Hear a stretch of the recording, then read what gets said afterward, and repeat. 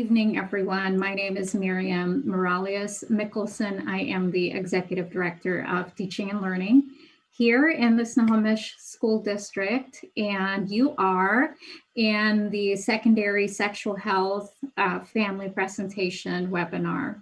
Thank you very much for being here tonight, and I apologize that this is in conflict with the Seahawks game. When we picked this date several weeks ago, we did not realize that we would be competing against the Seahawks game. So I appreciate that you are here tonight.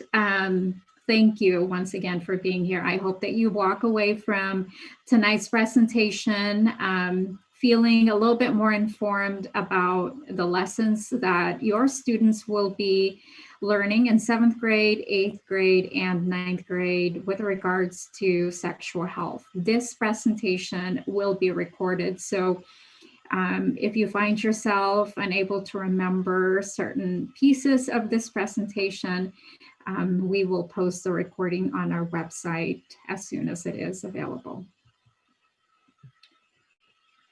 My contact information is here in case you need to get a hold of me after tonight's presentation.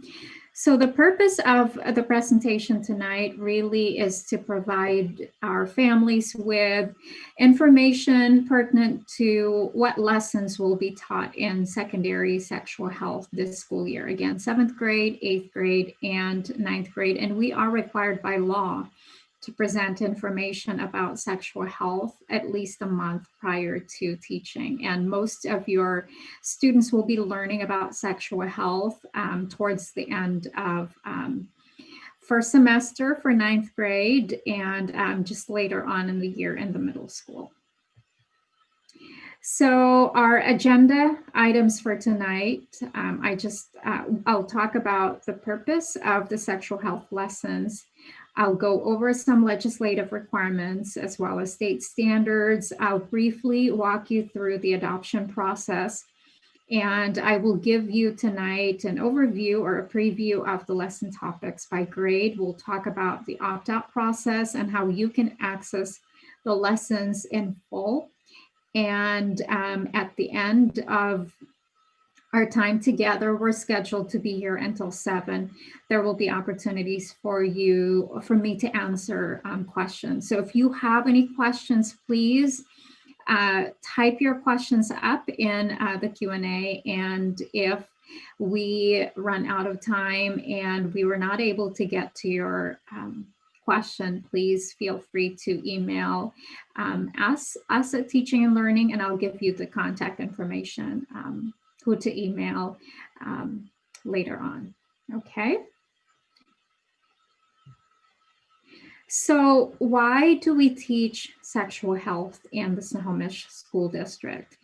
The primary purpose is to provide our students with medically accurate and developmentally appropriate information so that we can empower them to make decisions that have long-lasting impact on their health and wellness.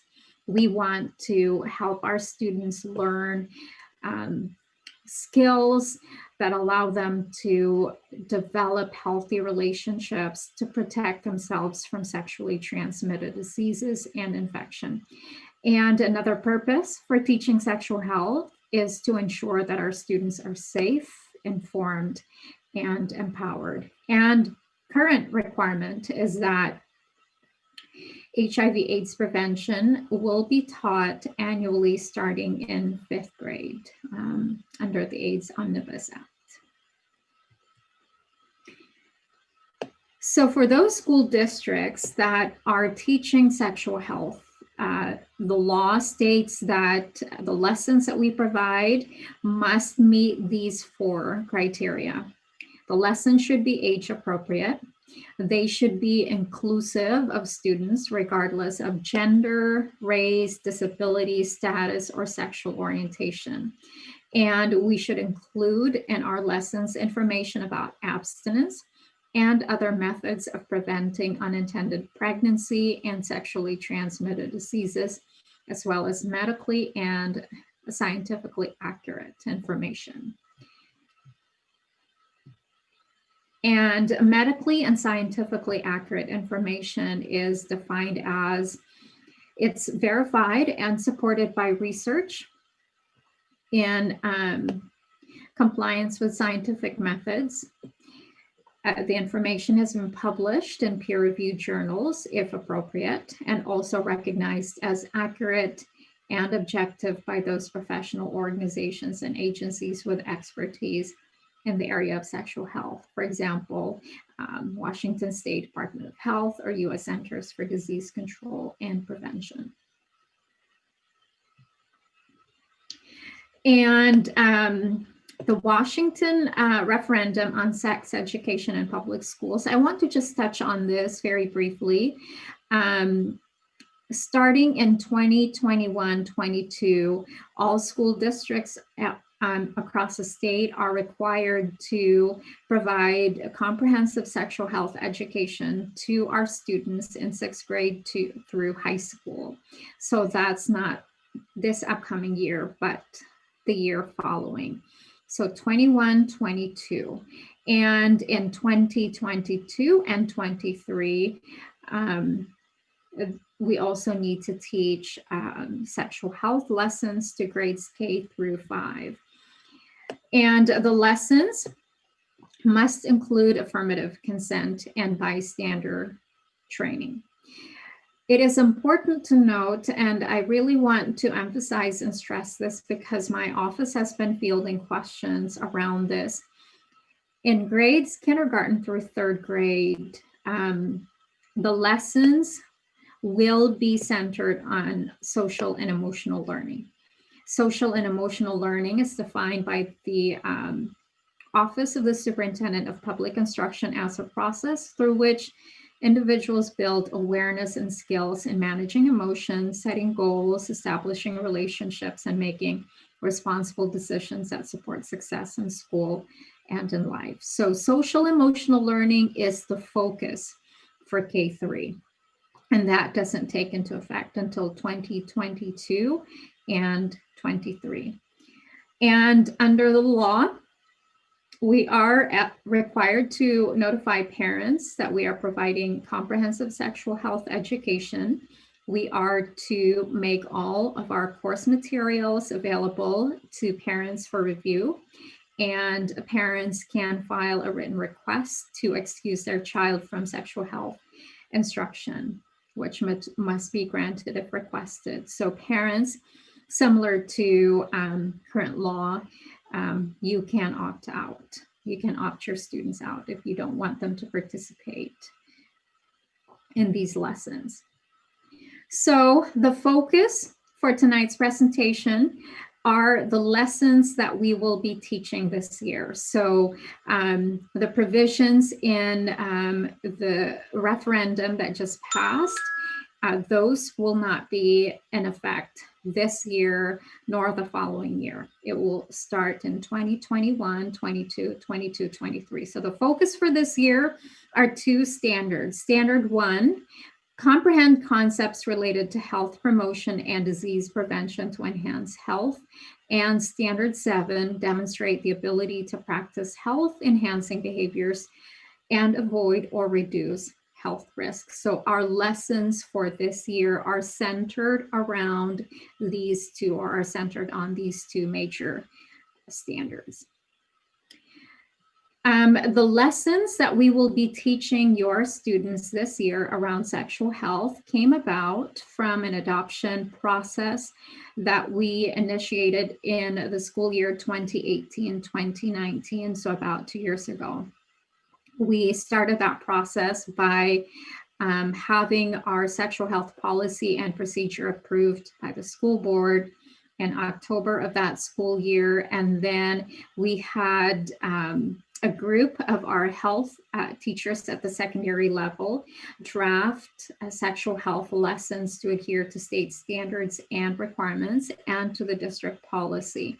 So we developed our own sexual health lessons based on research that our teachers have done, based on lessons that they have taught in the past.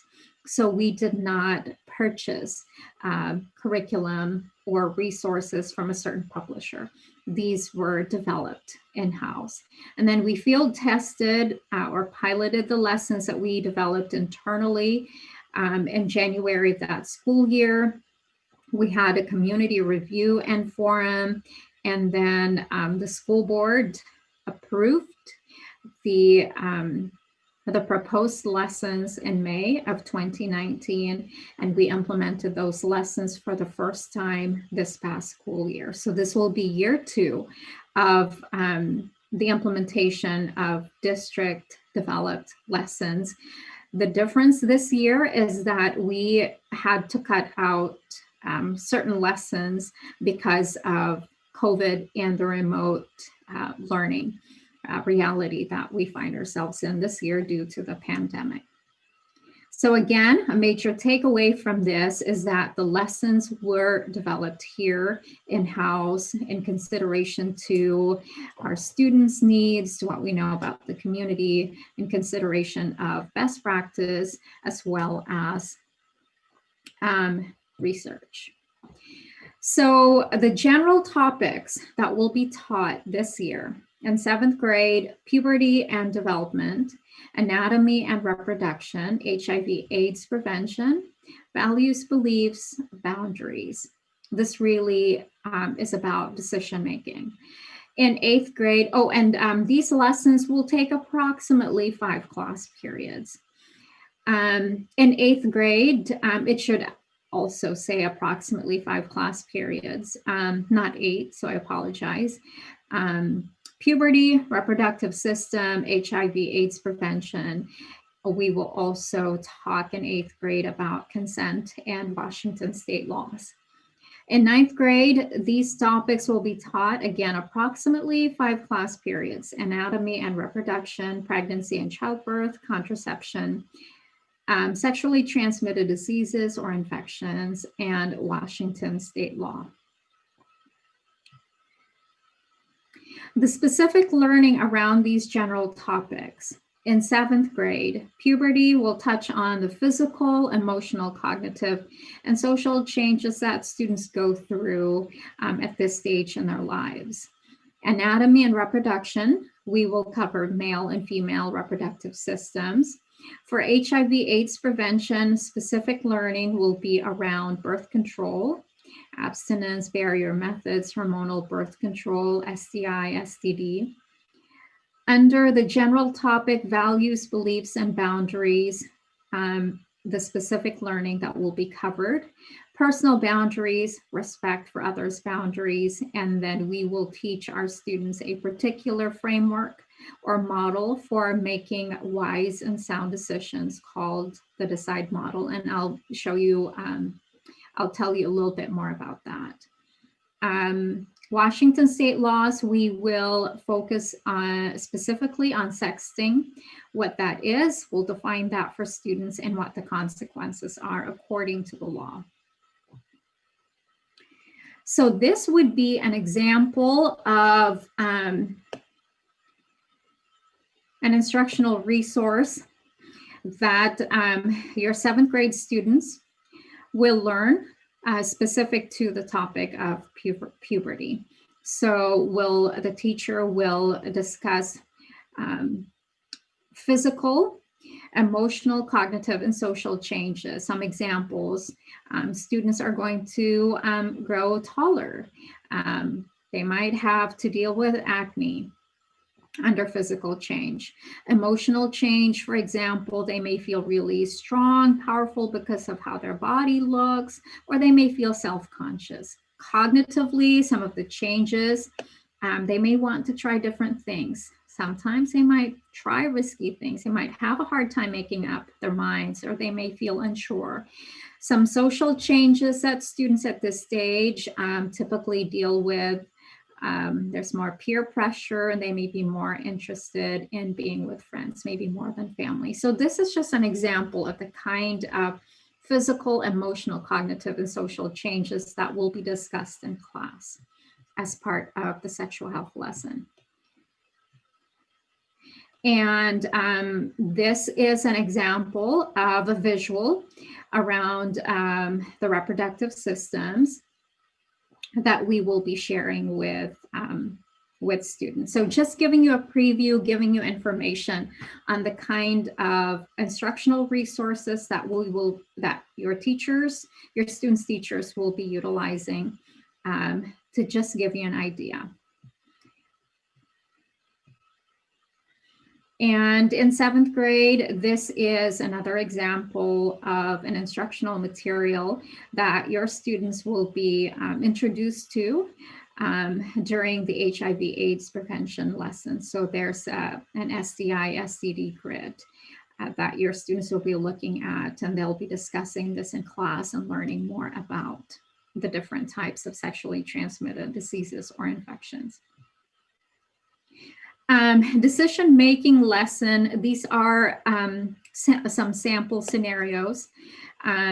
Your students will have to discuss or talk in large groups and small groups, some scenarios that they may encounter at this age, and teachers will help them walk through how to approach these scenarios. So I'm giving you examples of the kinds of scenarios that we're presenting to your students.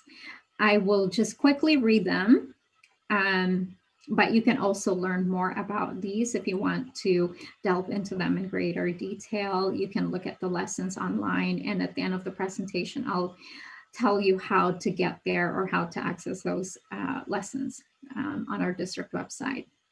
So some sample scenarios. Your boyfriend or girlfriend invites you and 2 other couples over on a night when their parents are out. You are all in one main room together and each couple is kissing. At some point you hear someone say, "I think we all need some more privacy," and soon both of the other couples disappear. Your boyfriend or your girlfriend looks at you and says, "Now that we're alone, maybe we can finally take things to the next level." So there will be a discussion about this specific scenario and how you might approach this as a teenager. And we'll teach students the DECIDE model. Another sample scenario, you are out with your boyfriend or girlfriend and your conversation moves to the topic of sex. Neither of you has ever had any kind of sex before, and this is the first time you are talking about it. Your boyfriend or girlfriend says, "I really want to know what it feels like, don't you? What if we do it just once to see what it feels like, and then you don't have to do it again if we don't want to?" Another example, you and your boyfriend or girlfriend have been together for 6 months. Someone else you know has ever lasted that long in a relationship. You both are really in love and you feel you were meant for each other. You agreed a few months ago that you were both too young to have sex and decided together to wait. There's a Valentine's Day dance at school and you plan to go together. That night, your boyfriend or your girlfriend says, "Let's skip the dance. I know a place where we can go and be alone together." So providing our students with scenarios that they're likely to encounter at the stage and really helping them be very thoughtful, be very intentional, not be impulsive with their decision making. So to help them be very intentional and thoughtful and not be precipitous with their decision making, we are going to talk about the DECIDE model. D stands for define the problem. E, establish your criteria for addressing a problem. C, consider all alternatives. What are your options? Name all of them, or think about or brainstorm all of those options. And then after that, identify the best alternative. D, develop and implement a plan of action. And E, evaluate and monitor the solution. So we do recognize that students, when they're presented with a scenario that they're unsure how to approach, how to navigate, which direction to go, they may not necessarily recite the DECIDE model, but hopefully by talking about it long enough, even if they don't remember what does D stand for, the idea here is to help our young students, our teenagers, to press pause, step back, and just think and not be impulsive with their decision making, and seek out the advice of a trusted adult. So even if, again, they don't necessarily recite the DECIDE model in their heads, again, hopefully they will have the wherewithal to step back, press pause, and be a little bit more intentional with the decisions that they make. There's also a video that we are going to show students to address the topic of sexting. What is it and what are the consequences? Okay, so that was 8th grade. Now, that was 7th grade. Now, 8th grade, specific learning around puberty, very similar to 7th grade. What are the changes that occur during puberty for boys and girls? Reproductive system, ovulation, fertilization, stages of pregnancy will be covered. HIV/AIDS prevention, birth control options, STDs, recognizing the risks. And then under Washington state law, specific learning to be covered, minors' healthcare rights, definitions. What is consent? What is sexting? What is rape?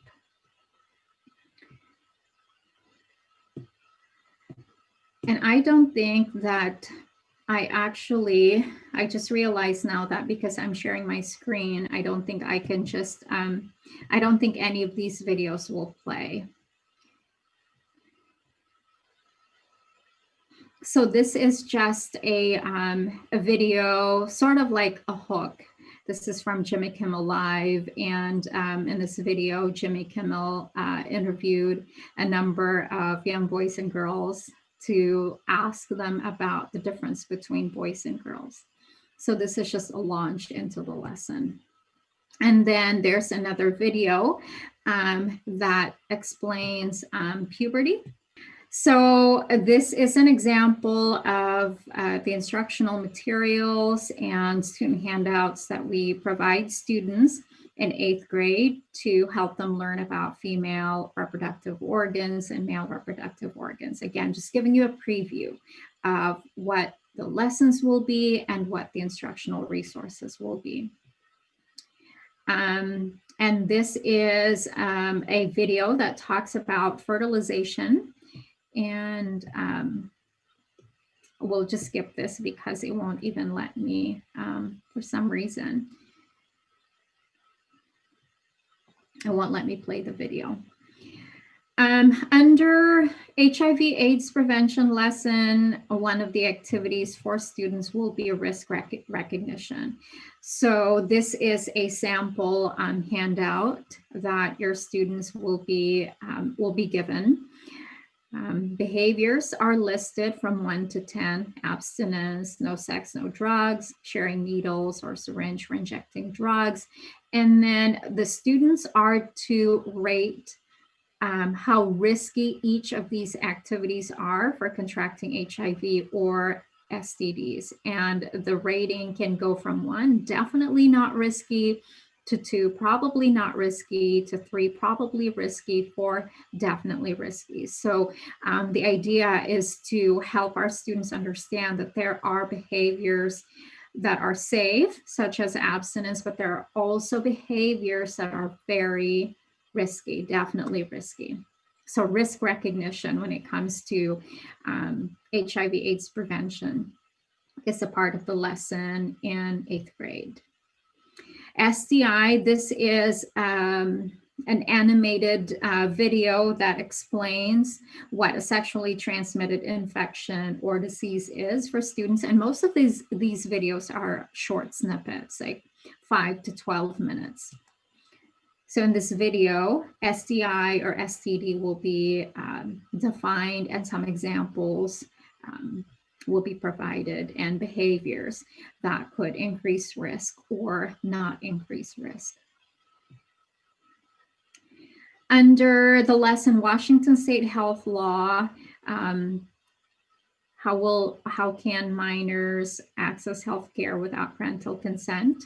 This is an example of an instructional resource that will be provided to students.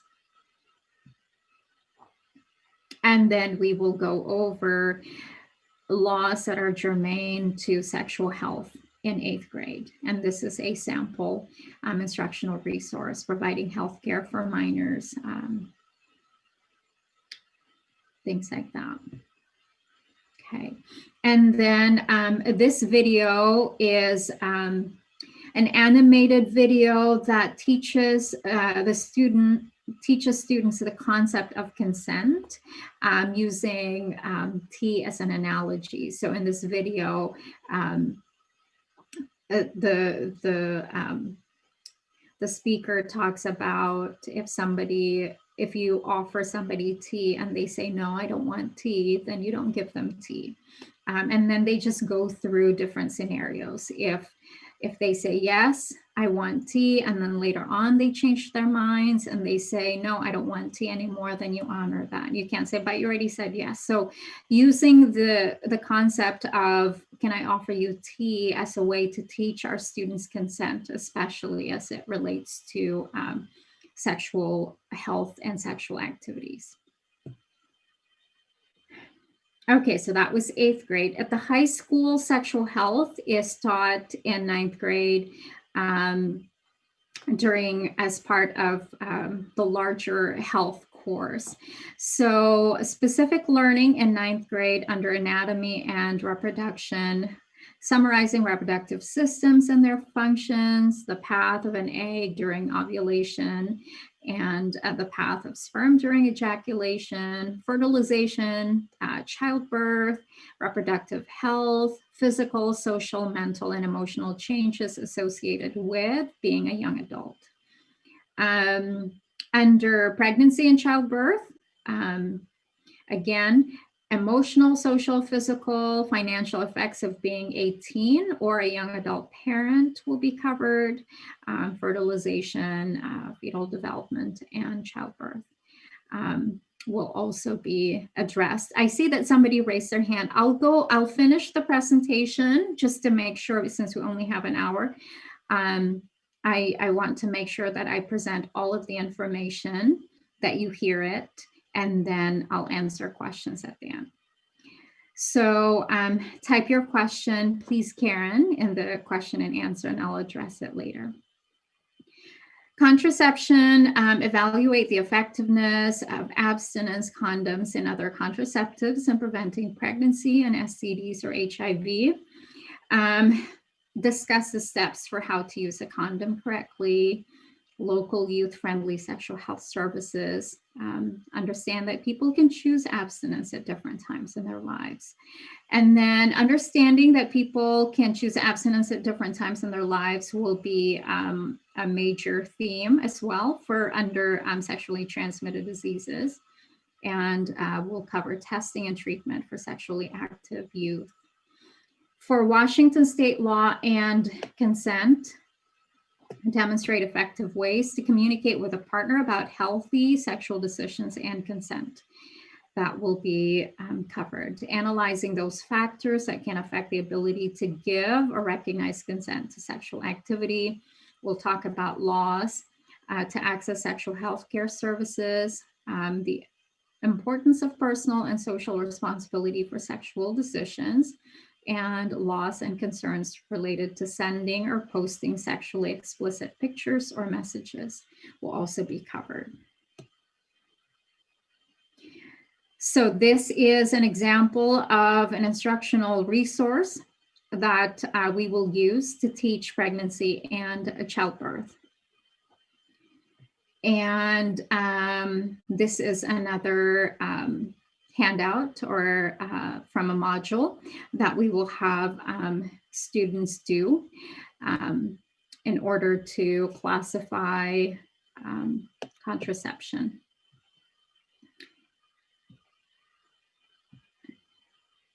And there will also be an activity that students will do to demonstrate how quickly HIV can spread.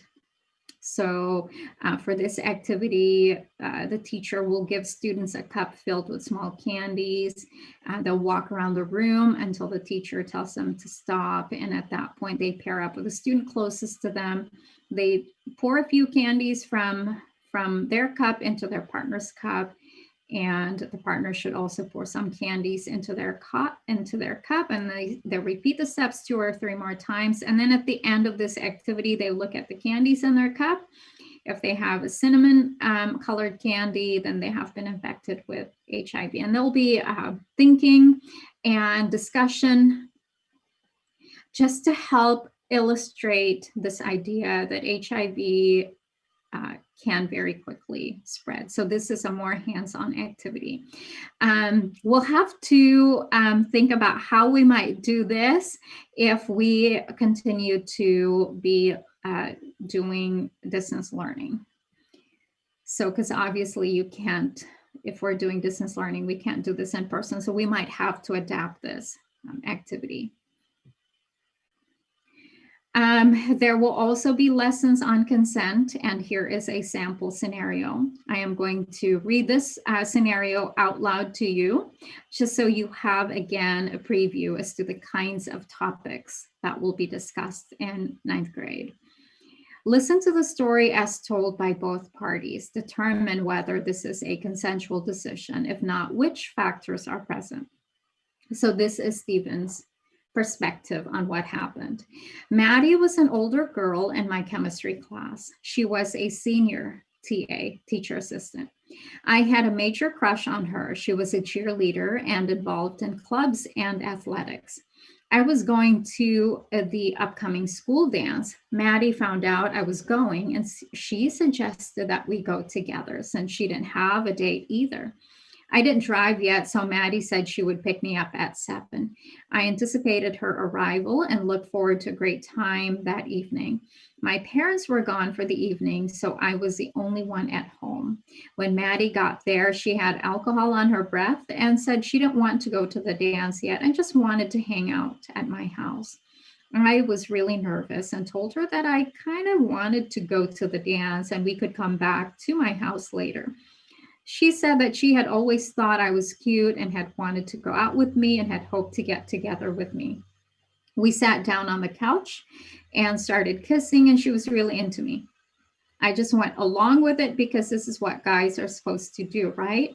When we finished, she was like, "Get off me," and I didn't intend for it to go this far. I felt bad and asked her if she still wanted to go to the dance with me.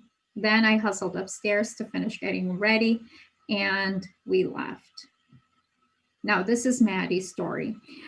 I had agreed to go to the dance with a sophomore boy who was in Mr. Harper's chemistry class named Stephen. I was his TA and knew him because he was a starter on the football team as a sophomore. He was cute and smiled at me and was always friendly.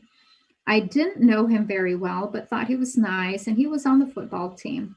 I heard him talking about the dance coming up and that he was going alone. I mentioned that we could go together, and he thought that was a great idea. The night of the dance, he called me and said his parents would not be home and that I should come over early and we could hang out before we went to the dance. I was a little nervous, so I had beer before I went to Stephen's house. When I got to his house, he wasn't even ready. He asked me into the living room and we sat down on the couch. We started to kiss, and I wasn't sure how far I wanted this to go. He was on top of me, and before I knew it, we were having sex.